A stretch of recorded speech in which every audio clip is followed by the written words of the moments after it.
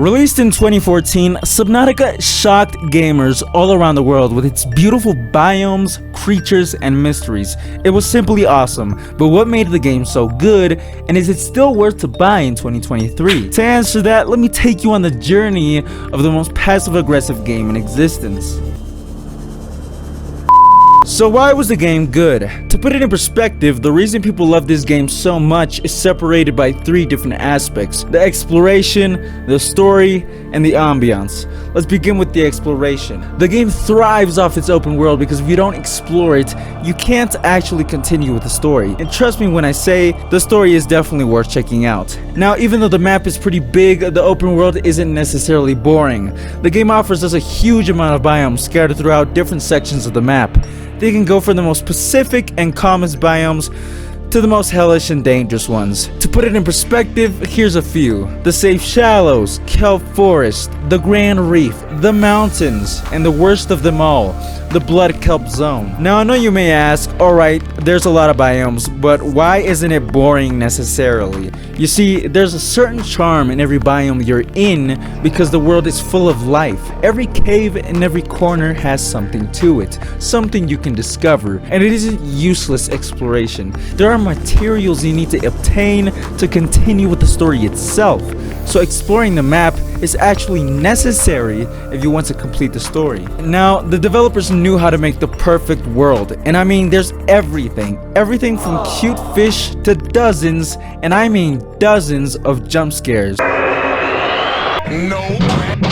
Talking about jump scares, let's talk about something the game fully exploits: gaining the fear out of each player that plays the game.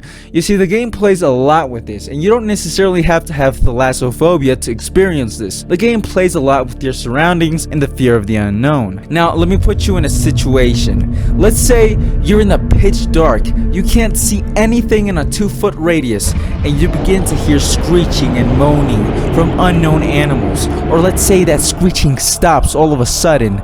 The game begins to mess with your head and plays with your nerves, making you fearful of anything. And it doesn't help when the game actually jump scares the living crap out of you. This is why I refer to this game being the most passive-aggressive game ever. One moment you're chilling with the cuttlefish, and the next you're toe-to-toe against the spawn from hell. And that just makes the game all the more entertaining to play. Alright, so the exploration is great. Anything else?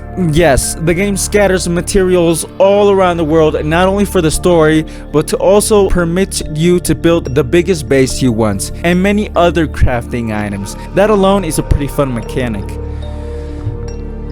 Now let's show you some gameplay so you can fully understand the magnitude and the beauty of this game. Alright, so we're swimming around, and the reason I wanted to show you the gameplay footage is because I really feel like I can't explain how good this game is enough with words. I feel like you have to experience it with me. And in fact, you have to experience it yourself. And if you don't buy Subnautica, you're a criminal. So not buying this game is a crime. Alright boys, we're in the most dangerous part of the map. No, I'm just playing. I know I said before that the blood kelp zone is the most dangerous biome. It's not. I was over exaggerating. I didn't really want to spoil the fun with you. There's more dangerous biomes in this. But it is pretty dangerous because it does contain a leviathan. All right, boys. Now we're in real hot water. This is a very dangerous biome, and what we're about to do is a suicide mission. I probably won't come out of here in one piece. So basically, what I'm doing is I'm gonna scan a ghost leviathan. I'm gonna scan a beast because I need to scan it.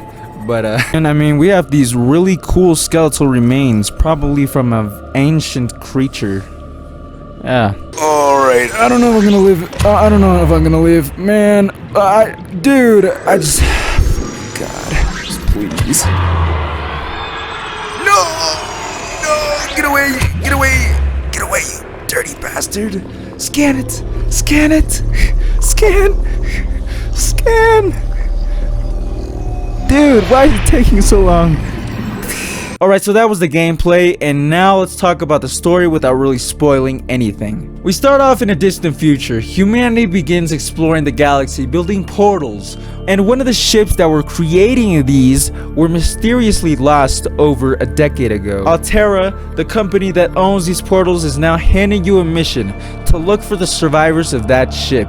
You crash into a planet made of mostly water, discovering their creatures, but also uncovering the mysteries of what happened to the lost ship crew. And that's basically the premise of the story. Not a bad idea, and actually pretty interesting when you play the game itself. Alright, now let's talk about the most important aspect, and one we've already talked about but didn't fully cover: the ambiance.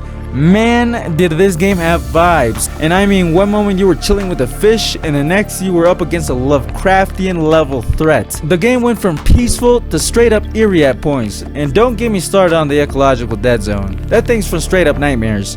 The game really likes playing with the noises too, as I said before.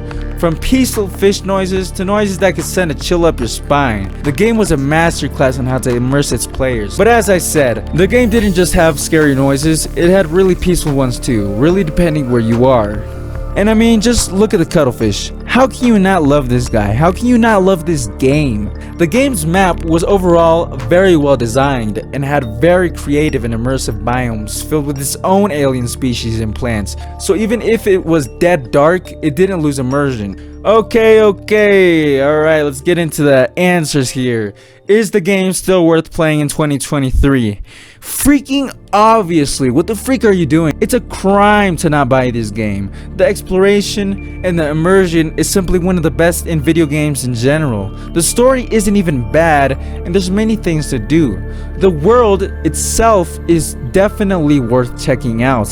And yeah, that's basically everything you need to know. If you liked the video, please leave a like and subscribe. Thank you.